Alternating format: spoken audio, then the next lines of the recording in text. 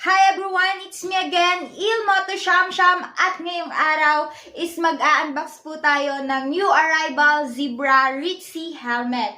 So, hindi po tayo nagbebenta ng second hand. So, bago po tayo mag-start mag-unbox, please follow my page po, Ilmoto Shamsham, at syempre yung main page po natin, Ilmoto. Ito po yung mga logo natin. Ito po yung page ko, Ilmoto Shamsham, at yung main page po natin is Ilmoto. So, mag-unbox tayo ng new arrival natin na Ritzy Zebra. So, ito po is kulay black. So, papakita ko po sa inyo, mag-unbox po tayo ng new arrival Zebra helmet. So, yung model po nito is Ritzy.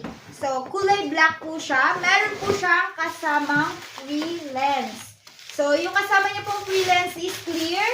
Ito po yung itsura niya. Papakita ko po siya sa inyo. Zebra Ritzy kulay black. Yung available natin, size XL. At ito naman po yung mismong Zebra helmet. Ayan, napakaganda po niya. At syempre, normal lang po yung weight niya.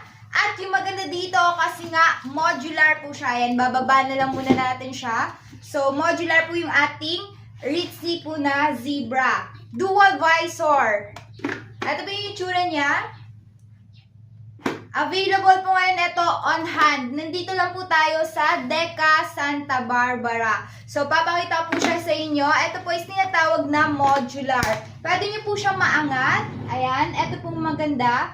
Tapos, meron po siyang kasamang spoiler. So, yung spoiler naman po natin na tinatawag is ito. Ito po yung nakadugtong sa likod ng ating Zebra helmet. So, ilalagay po natin yung Zebra natin na helmet. Ay, yung spoiler. Actually, hindi ko po ito nilalagay kasi gusto ko po talaga mismo si customer or yung nakabili neto yung maglagay. So, ayan. Papakita ko lang po siya sa inyo. Ito po is tinatawag na spoiler. Ito po yung nagpapaganda sa kanya.